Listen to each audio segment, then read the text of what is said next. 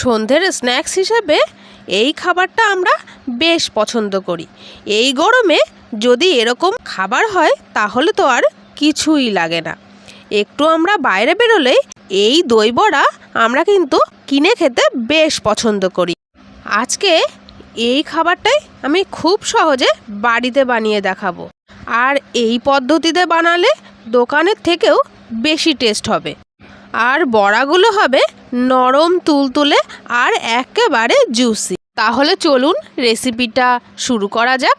প্রথমেই আমি 500 গ্রাম বিউলির ডাল নিয়ে ধুয়ে 5 থেকে 6 ঘন্টা ভিজিয়ে রেখেছিলাম। আর এখন আমি আরও একবার কচলে কচলে ধুয়ে নিয়েছি। এবার মিক্সার গ্রাইন্ডারে খুব ভালোভাবে পেস্ট করে নিতে হবে।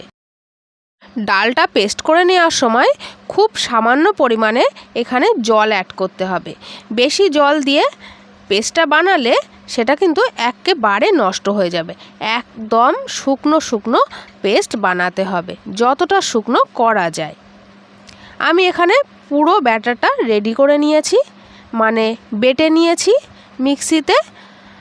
এখন আমার পুরোটা রেডি হয়ে গেছে। একটু হাত দিয়ে মেখে নিচ্ছি। এখন মেখে নেওয়ার পর আমি 1 কোয়া পরিমাণে আদা গ্রেট করে থেতো করে দিয়ে দিলাম। আর এখন দিচ্ছি হাত দিয়ে ক্রাশ করা মৌরি। আমি 1 চামচের মতো মৌরি এখানে ব্যবহার করেছি। আর দিয়ে দিচ্ছি স্বাদ মতো লবণ, 1 চামচ চিনি। এবার হাত দিয়ে খুব ভালোভাবে ফেটিয়ে নিতে হবে। ক্লকওয়াইজ আর অ্যান্টি ক্লকওয়াইজ ফেটাতে হবে, তাহলে ব্যাটারটা খুব ভালোভাবে আর তাড়াতাড়িও রেডি হয়ে যাবে। দেখলে আপনারা বুঝতেই পারবেন, এভাবেই ফেটাচ্ছি। আর ফেটাতে ফেটাতে ব্যাটারটা একেবারে হালকা হয়ে যাবে। আপনারা হাতে তুললে বুঝতেই পারবেন যে ব্যাটারটা হালকা লাগছে কি না। আর একটা বোঝার পদ্ধতি দেখিয়ে দিচ্ছি। একটু ব্যাটার নিয়ে এভাবে একটু দলা করে এভাবে জলের মধ্যে ফেললে ভেসে উঠবে। তখনই বুঝে নিতে হবে যে ব্যাটারটা পুরোপুরি রেডি হয়ে গেছে। আমি এখানে 2 রকম পদ্ধতি দেখিয়ে দিলাম, আপনারা এভাবে তৈরি করে নিতে পারেন। আর এখন আমি একটা চাটনি রেডি করে নেব। তার জন্য বেশ অনেকটা পরিমাণে ধনেপাতা ধুয়ে এখানে মিক্সি জারে ভরে নিয়েছি। আর কয়েক কোয়া রসুন, ছোট ছোট 4 টুকরোর মতো আদা কুচি, 2টো কাঁচা লঙ্কা আর স্বাদ মতো লবণ দিয়ে সামান্য একটু জল দিয়ে পেস্ট করে নেব। এখানে চাটনির পেস্টটা রেডি করে নেওয়া হয়ে গেছে। আর আমি একটা পাত্রে ঢেলে নিচ্ছি। এখন এই পেস্টের মধ্যে আমি একটা পাতিলেবু ছাঁকনিতে ছেঁকে রসটা দিয়ে দেব। অল্প একটু লবণ আবার অ্যাড করে দিলাম। আর এখন সব কিছু একসাথে একটু মিশিয়ে নিচ্ছি চামচ দিয়ে। চাটনিটা এখন পুরোপুরি রেডি হয়ে গেছে। আর এখন একটা মশলা রেডি করে নেব। মশলার মধ্যে 2 চামচ জিরে, 1 চামচ ধনে আর 1 চামচ মৌরি, 2 শুকনো লঙ্কা দিয়ে আমি একটু শুকনো খোলায় ভেজে নেব। ভেজে নেওয়া হয়ে গেছে। এখন আমি শিলনোড়ায় এই মশলাটা করে নেব। আপনারা চাইলে এখানে মিক্সিতেও এই মশলাটা করে নিতে পারেন। যে আমি এখানে শিলনোড়ায় করছি বলে আপনাদেরও শিলনোড়ায় করতে হবে তেমনটা কিন্তু একেবারেই নয়। ভাজা মশলাটা আমার বেটে নেওয়া হয়ে গেছে। আমি এখানে পুরোপুরি একেবারে গুঁড়ো করিনি, একটু আধ ভাঙা অবস্থায় আছে। আমি যেমন মশলাটা করেছি আপনারাও মশলাটা তেমনই করবেন। আর আমি ব্যাটারটা ফেটিয়ে নেওয়ার পরে 10 মিনিটের জন্য রেস্টে রেখেছিলাম। আর এখন ঢাকনা খুলে ব্যাটারটা আবারও একটু ক্লকওয়াইজ আর অ্যান্টি ক্লকওয়াইজ ফেটিয়ে নিলাম। তারপর কড়াইতে বেশ কিছুটা তেল গরম করতে বসিয়ে দিয়েছি। এখন এভাবে বড়াগুলো রেডি করে নেব। এই যে একটু হাতটা ভিজিয়ে নিয়ে গোল গোল করে নেওয়ার পরে একটা আঙুল ঢুকিয়ে দিয়ে এভাবে একটু ছিদ্র করে নিয়ে গরম তেলের মধ্যে ছেড়ে দিতে হবে। এই অবস্থায় গ্যাসের ফ্লেমটা নর্মালেই থাকবে, মানে লোতেই থাকবে। বড়াটা বানানোর সময় হাতের কাছে একটু জল রেখে দিতে হবে। 1টা বা 2টো বড়া এভাবে হাত দিয়ে বানিয়ে তেলে ছাড়ার পর হাতটা একটু ভিজিয়ে নিতে হবে।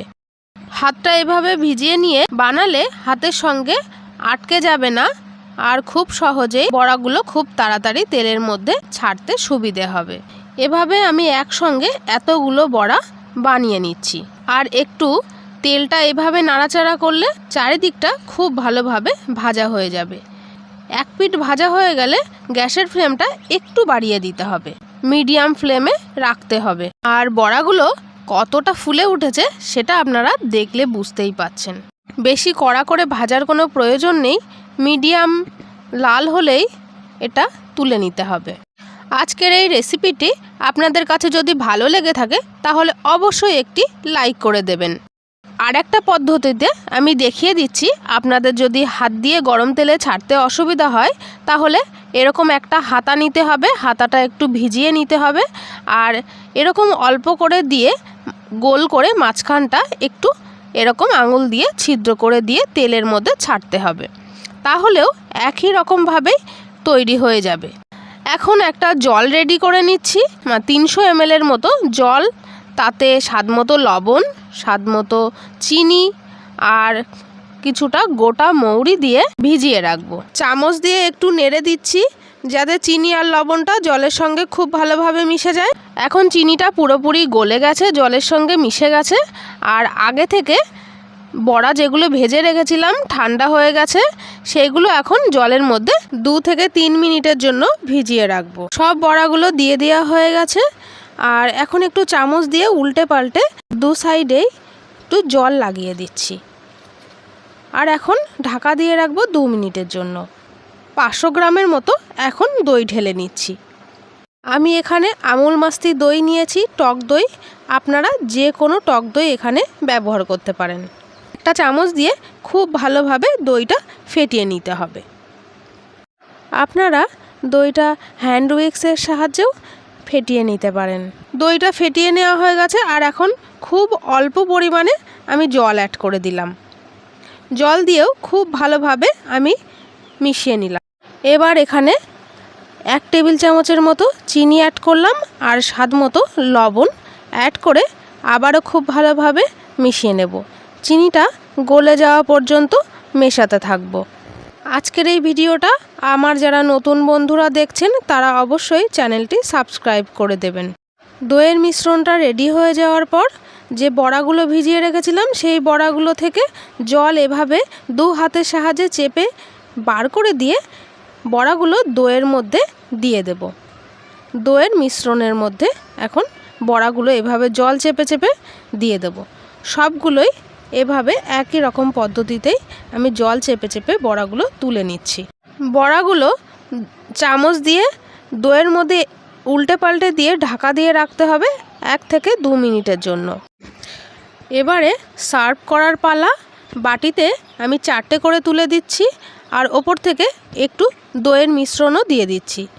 তার ওপর থেকে দিয়ে দিলাম যে ধনেপাতার চাটনিটা রেডি করা ছিল সেটা, আর দিয়ে দিচ্ছি রেড সস, যেটা দোকান থেকে কেনা, বা রেড চাটনি, এটা দোকানের কেনা চাটনি ছিল, এটাও দিয়ে দেওয়া হলো ওপর থেকে একটু বেশি বেশি করে। তার ওপর থেকে রেড চিলি পাউডার, একটু যে ভাজা মশলাটা রেডি করা হয়েছিল সেই মশলাটা, তার ওপর থেকে একটু বিট নুন ছড়িয়ে ঝুরি ভাজা দেওয়া হয়েছে, ওপর থেকে ঝুরি ভাজা আর একটু ভাজা বাদাম দিয়ে শেষে একটু ধনেপাতা ছড়িয়ে সার্ভ করুন।